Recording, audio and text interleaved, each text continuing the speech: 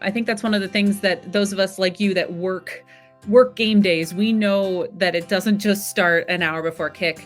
Um, Blue band students are here a minimum of 5 hours before kickoff.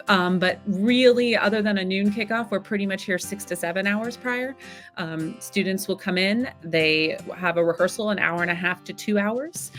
We rehearse, we obviously warm up, stretching, working on pregame and halftime music and marching fundamentals. So that'll happen. And then that's just the start of our game day for our students and our staff. We then come in and we eat our game day hoagie. You talked about some of those game day traditions.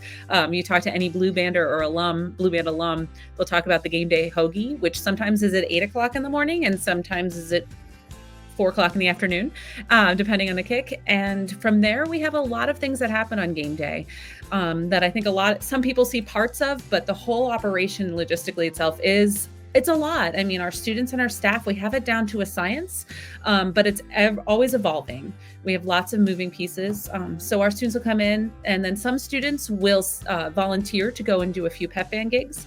We always have a pep band that goes to President Bendaputi's tailgate. So they'll go off on a bus and that's an extra hour of their time that some students will have some rest time and these other students will be working. We'll send another pep band over to Team Arrival outside the stadium that a lot of you go to, and it's just a really, really great event when the team comes off the bus. The blue band, cheer, dance, all of that. All of that is coordinated by the marketing staff. So we have a group that goes there. And then once we all come back together, we'll parade to the stadium. Typically an hour and 15 minutes before kickoff, we leave the building. We're in the stadium by an hour before kick. And then everything you see in the stadium starts. So it's a pretty big undertaking prior to even getting into the stadium. And then you see all the great stuff that happens within the stadium too.